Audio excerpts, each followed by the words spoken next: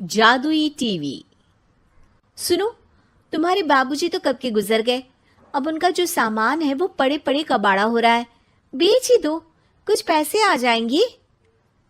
बात तो सही है। अगले संडे फुर्सत में यही करेंगे। अगले संडे रोहित सारा सामान कबाड़ी को घर बुला के दे देता है। तभी उसकी नजर बाबूजी की पुरानी टीवी पर जाती है, जो इतने सालों तक कूड़े में पड़ी थी, फिर भी चमचमा रही थी। टीवी तो देखो, जैसे एकदम नई हो। हाँ, बाबूजी को टीवी देखना बहुत पसंद था। उनका सपना था कि वो टीवी पे आए। एक बार मौका भी था जब वो अपने गांव के गाने सुनाने किसी चैनल पर जाने वाले थे, पर मैं और मेरा भाई लड़ पड़े और बाबूजी को घर पर ही रुकना पड़ा। चला के देखें क्या? हाँ हाँ, क्यों नहीं, देख लेते हैं।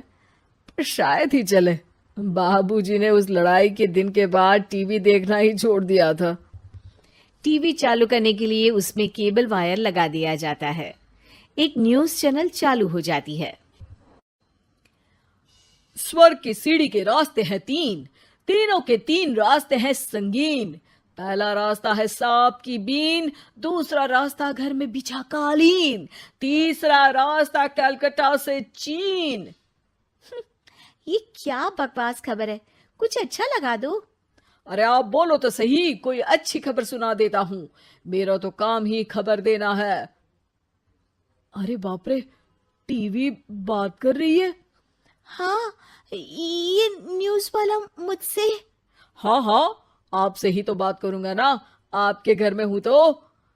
अरे ये सपना है क्या?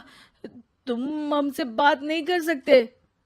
अरे सपना नहीं भाई साहब, ये टीवी जादुई टीवी है। बोलो, क्या खबर सुननी है, वरना ब्रेक लेने का टाइम आ जाएगा। सुप्रिया घबरा के टीवी बंद कर देती है। वो क्या था? अरे एक बार और चालू करके देखे, फिर से बात करेगा तो चैनल बदल देंगे। सुप्रिया फिर टीवी चालू कर देती है। अरे ऐसा कोई मुंह पे टीवी बंद करके जाता है क्या? मुझे बुरा लगा आपका नेचर। चाय पानी तो पूछो। सुप्रिया टीवी के बटन से चैनल बदल देती है। अब टीवी पर एक फिल्म चल रही है। अरे ये तो सूर्यवंशम है ना? हाँ, और ये ठाकुर को जहर की खीर दे दी और उसको पता भी नहीं है। ए भाई, खीर मत पीना, उसमें जहर है, मत पीना। ठीक है महाशय, जैसा आप कहें। हाँ। अरे, आपकी बात मान ली, पूरी पिक्चर ही अब तो बदल जाएगी।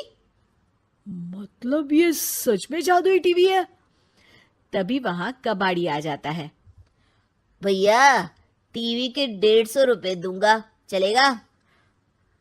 अरे 1.5 करोड़ में भी ना दे तुमको ये टीवी हम। अरे 1.5 करोड़ खरीदने को होते तो तुम्हारे घर में ये पानी चाय नहीं पीता, अंबानी या टाटा के घर बैठा कोल्ड कॉफी पीता। रोहित कबाड़ी का हिसाब करके उसे वहां से चलता करता है और अपने भाई शशिकांत को फोन लगा के बुलाता है। शशि थोड़ी ही देर में वहां पहुंच जाता है। क्या हो गया भैया? अरे बाबूजी का टीवी याद है?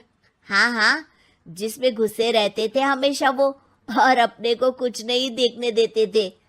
अरे वो अब जादुई टीवी बन गया है। भैया, आपकी बकवास करने की आदत अब तक नहीं गई।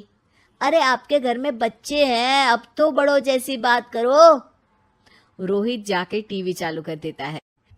टीवी पर एक जादू का शो हो रहा है जिसमें एक जादूगर है। अब मैं अपनी टोपी में से कबूतर निकालूंगा। श्रिंग ब्रिंग शरिंग बम फोपा फुफी फुफा पाउ। टीवी से कबूतर निकलता है और शशिकांत के सर पर आकर बैठ जाता है। भैया, ये क्या हो रहा है? भैया इसे उड़ाओ। ए कबूतर, जा जा, कबूतर चल निकल। अब मैं टोपी में से सांप। सांप सुनते ही शशिकांत कांप जाता है और भाग के टीवी बंद कर देता है। भैया, सॉरी भैया, मैं समझ गया ये सच में जादुई टीवी है, पर एक बार और ट्राई करते हैं। पर भाभी, कोई दूसरा चैनल लगाओ, हाँ? जिसमें डर ना लगे। सुप्रिया टीवी चला देती है और न्यूज लगा देती है। अरे कितने दिनों बाद मुझे याद आया, बताइए क्या खबर सुनाओ। और ये नया आदमी कौन है? ये मेरा भाई है शशिकांत। ओह यस, वही है ना जिससे तुम लड़ लिए थे किसी बात पे, और तुम्हारे बुढ़ाओ पिताजी गुस्सा हो गए थे और टीवी को संन्यास दे दिया था। हैं? तुमको कैसे पता ये सब?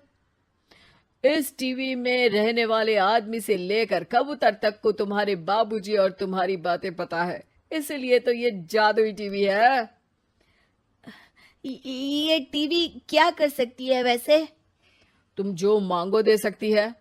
कहानी बदल सकते हो, खबर बदल सकते हो, कोई चीज मांग सकते हो। अरे भैया, ये टीवी मैं लेके जा रहा हूँ। बाबूजी का लाडला तो मैं ही था ना। अरे ऐसे कैसे? मैं बड़ा बेटा था। अब तक मेरे घर में टीवी थी ना। अब तक कहाँ गए थे पिताजी के लाडले? तुम्हारी गलती का एहसास भी है। अरे भैया, ज्यादा ना बोलो वरना भूल गए आपके दांत तोड़ दिए थे मैंने उस लड़ाई में। मेरी बीवी के सामने मेरी बेइज्जती करता है। रुक। दोनों भाई हाथापाई पे उतर जाते हैं। रुक, बताता हूं तुझे कि कौन बड़ा है।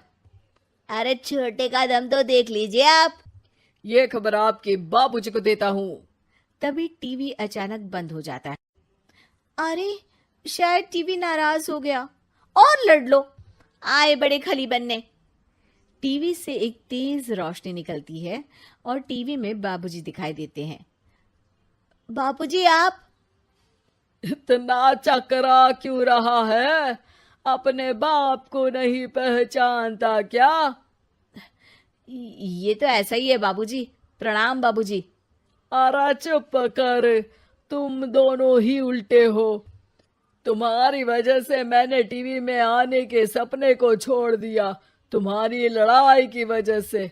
और तो और, जितना मैं अपनी बीवी को नहीं देखता था उतना टीवी को देखता था, वो भी छोड़ दिया तुम दोनों की लड़ाई की वजह से।